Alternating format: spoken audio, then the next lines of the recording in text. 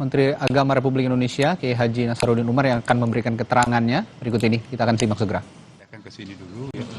Mudah-mudahan nanti pada akan datang kita kembali seperti biasa ya. Itu yang pertama. Jadi jangan sampai nanti ditanggapi kok pindah ke hotel ya dari kantor. Itu hanya karena faktor teknis. Karena faktor teknis. Di jalan kita di sini di kantor kita nggak ada ruang sebat yang tepat.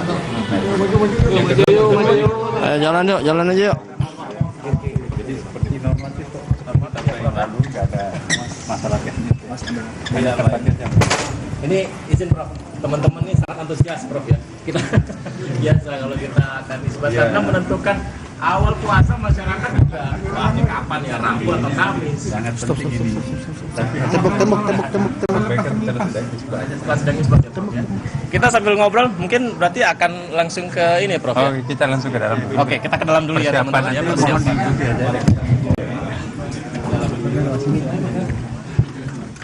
Ya, Menteri Agama Republik Indonesia Kiai Haji Nasaruddin Umar sudah tiba di Hotel Borobudur, Jakarta. Itu artinya proses sidang isbat akan segera dimulai. Dari tempat parkir ya, dan tentu nggak mungkin di situ. Hanya kita pindah ke sini. Ya, mudah-mudahan tahun-tahun akan datang, periode-periode akan datang, sidang akan datang kembali seperti semula ya. Itu yang pertama. Nah, hari ini insya Allah sebentar lagi kita akan melakukan sidang isbat bersama dengan para kiai, dan ini saya juga berterima kasih karena orang tua kita ini baru pertama kali dihadiri oleh Ketua Umum MUI. Biasanya kamu mengirim utusan, alhamdulillah. Ini kebanggaan tersendiri buat kita Kementerian Agama ya. Nah, jadi sebetulnya nggak ada persoalan karena memang ini sudah sering ada perbedaan metodologi ya. Tapi sekalipun perbedaan metodologi ada, dulu juga kecenderungannya ada, tetapi tetap kompak ya. Kenapa? Karena ya apa kata pemerintah melalui sidang isbatnya dari mengumpulkan pendapat para ulama, maka itu yang disepakati oleh teman-teman kita semua.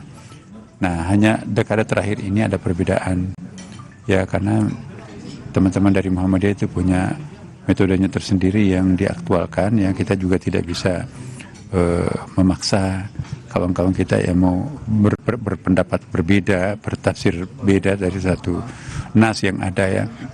Nah, sama-sama ada hadisnya, misalnya sumul ru'yah wa aftirul ru'yah. Ru'yah di situ kita bisa mengartikan dua macam ya kan. Ru'yah bisa pengertiannya itu melihat, tapi juga bisa melihat dalam pengertian perhitungan ya. Jadi Muhammadiyah itu menggunakan metode hisab sebagai informasi, ru'yah sebagai konfirmasi.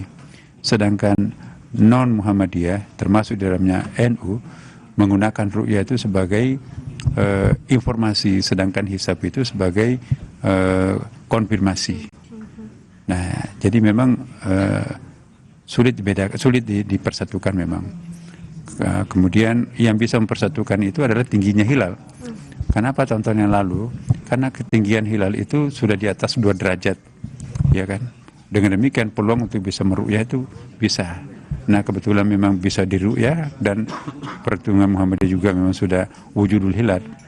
Nah, mungkin nanti sedikit ada persoalan seandainya ya hasil temuan terakhir teman-teman itu berbeda ya. Kenapa? Karena menurut hisab ya, perhitungan kita, wujud hilal sekarang ini masih di bawah ufuk ya, masih 2 derajat 24 menit 42 detik di bawah ufuk. Paling tinggi di ujung Aceh itu 0 derajat, masih minus ya, minus 0 derajat 58 menit 47 detik, dengan sudut elongasi masih sangat juga rendah ya. Nah, jadi saya kira ini juga perlu menjadi bahan diskusi sebentar ya. Kalau kita menggunakan kalender lokal ya, nah sesungguhnya ini belum wujudul hilal. Belum wujudul hilal karena masih di bawah ufuk ya kan. Tapi kalau rekan-rekan Muhammadiyah menggunakan kalender barunya, ya kalender global, maka ya besok berpuasa. Karena masih ada misalnya di Alaska di Amerika ya, sudah ada mungkin bisa melihat ya. Nah, itu masih mungkin ada diskusi sebentar ya. Kalau seandainya teman-teman dari Muhammadiyah mau menunda kalendernya nanti tahun depan ya, baru dimulai, jangan sekarang, maka kita kompak besok belum puasa karena masih di bawah ufuk ya kan. Tapi kalau mau menggunakan kalender universal, kalender globalnya sekarang ya kemungkinan besarnya akan perbedaan. Tetapi sekali lagi yang menentukan sidang isbat sebentar. Oke. Berarti kita masih menunggu sidang isbat, namun kalaupun ada perbedaan terkait dengan 1 Ramadan ini, kita harus memaknainya dengan keberagaman yang juga kita maknai dengan baik gitu. Indonesia itu punya pengalaman hidup di tengah perbedaan tapi tetap kompak dan bersatu. Bhinneka Tunggal Ika itu suatu modal yang sangat besar. Perbedaan itu bukan alasan untuk menimbulkan konflik ya kan. Perbedaan itu indah. Tapi tentu lebih indah lagi kalau bisa kompak. Gitu kan. Terima kasih banyak Profesor Nasaruddin atas waktunya. Saat ini akan segera melaksanakan rapat ya. Oke, baik, terima kasih banyak.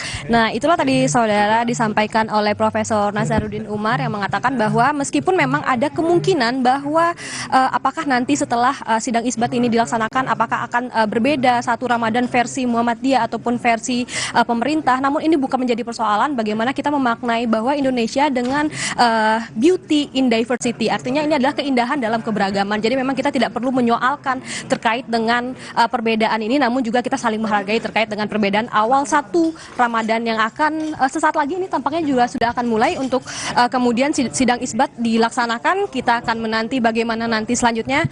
Kembali pada Anda.